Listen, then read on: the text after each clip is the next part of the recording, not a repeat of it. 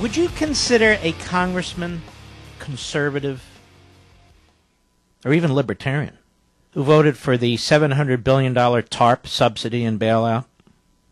How about if he voted for the GM Chrysler bailout? How about if he voted for the confiscatory taxes on CEO bonuses? Remember that way back? How about if he voted on No Child Left Behind? How about if he voted for a $192 billion stimulus bill in 2009?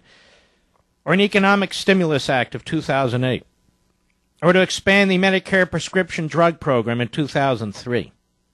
How about if that congressman was campaigning here and there across the country in support of a bill that went even beyond the Gang of Eight Senate bill, with, among others, Luis Gutierrez? And last year alone almost got that bill passed, creating what the Center for Immigration Studies' Mark Krikorian says, 32 million new voters. Now, I'm not talking about Donald Trump here. I'm talking about Paul Ryan. The Bush contingent in the pseudo-conservative media likes to attack, whether it's Trump or, frankly, Rubio or Cruz or whomever, as being inconsistent. Inconsistent with what? These are the people on the one hand who call we conservatives, we Reaganites, purists, and to put Reagan behind us. Then on the other hand, they're saying Paul Ryan is a conservative.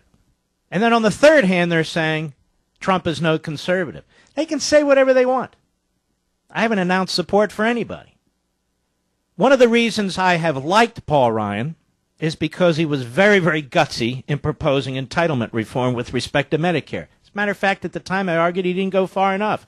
But I was thrilled that he did it, and I defended him strongly, and I defended him against Donald Trump. See, Mike Huckabee and Trump and others, they talk about Social Security and Medicare, and as best as I can tell, about leaving it alone. Well, if we leave it alone, they collapse.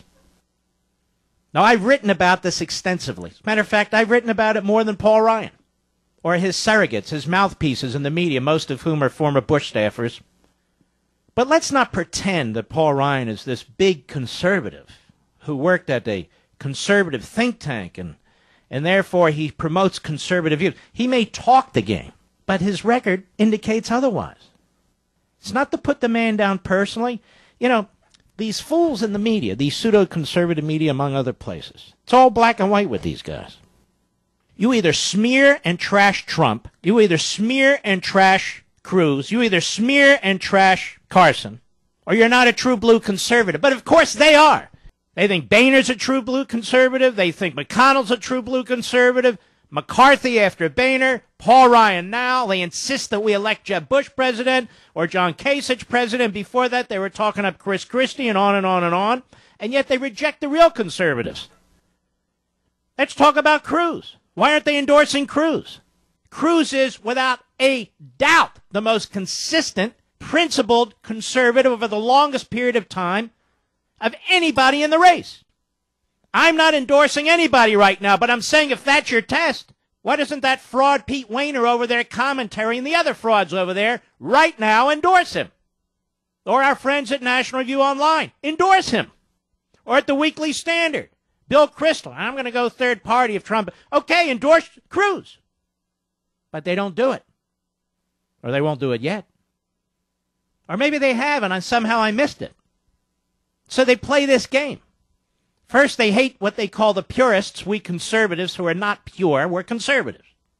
And then on the other hand, they say, well, look at who they support. They're not pure. We know they're not pure. We never said they would be pure, or they are pure. One of the most redeeming values that Donald Trump has is he's kicking the crap out of the establishment, which is why they try and strike back by attacking him and attacking those of us who refuse to smear the man. It's amazing.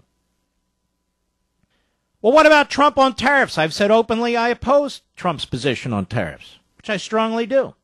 And yet what's interesting, ladies and gentlemen, there is a whole regime we have in place, most of which I reject.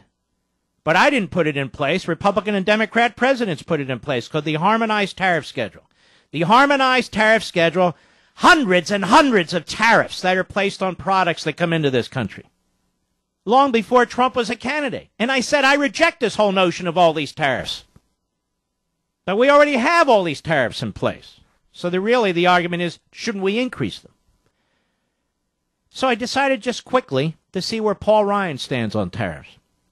And it turns out, as a member of Congress, he's always opposed tariffs until he became Romney's vice presidential candidate, his running mate. Then they supported a position where if China continued to manipulate its currency, that they would empower the President of the United States to impose tariffs from countries that fundamentally undervalue their currencies. So he's held two views on tariffs.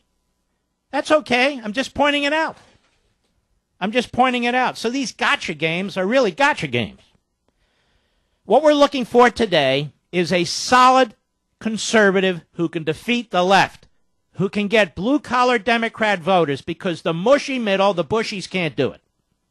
That's what we're looking for. There is no excitement behind the Jeb Bush campaign, certainly not now. He's laying off staff, he's cutting salaries. Nobody ever thought they'd see this but me. There's no excitement. John Kasich, what? 3-4%. He's the governor of Ohio. That's the best he can do. Lindsey Graham, he's an outlier. He's an error in the polling system. And I can go on and on and on. The fact of the matter is, whether it's Trump or Carson or Cruz or others, the Bush family, the Bush surrogates, all over Washington, D.C., all in the pseudo-conservative media, they are furious with what's going on, and they are lashing out. They want consistency. The vast majority of the votes for big government that I cited in the case of Paul Ryan were during the presidency of George W. Bush. George W. Bush supported TARP. George W. Bush did the first bailout of GM and Chrysler. George W. Bush, No Child Left Behind. George W. Bush, the 2008 stimulus, the 2009 stimulus. George W. Bush expanding the Medicare prescription drug program. George W. Bush, comprehensive immigration reform. I'm not trying to attack him either. I'm laying out the case. These people are in no position to throw mud balls at anybody else and insisting on who is and isn't a conservative. Now, I'm going to move along, but if they continue this, I will continue to strike back. I certainly hope Paul Ryan is the conservative he said he is in the letter that he sent out the other day to all the Republicans in the House. I certainly hope he will fight. I don't expect him to win all the time. They may not win any time, but I certainly expect them to use the rules of the House for good. I certainly expect them to promote good principled positions. I certainly expect them to take on the hard left. Obama yesterday vetoing our defense bill. Obama yesterday seeking to shut down our defense system in this country. Shut down the Pentagon in this country. An outrageous act. Where the hell's the Republican leadership today? You don't hear squat. No, instead, attack me. There are frauds all over them who pretend to be conservatives, but they're really allied with the Bush family and the Bush campaign, Jeb, among others. Nothing personal against the Bushes whatsoever. But just remember, if they had succeeded in 1980, there wouldn't have been a Reagan presidency. And because there was a Reagan presidency, there was the Bush 41 presidency. I do not understand how these people think we're going to win elections when they are continually lying about, spinning, and trashing conservatives. They know nothing of the grassroots. I didn't see one damn one of them at any of the rallies that I've been to, with tens of thousands of people. Not one of them. And they sit in their offices on their fat asses behind their computers, writing their stupidity as if they're Ernest Hemingway.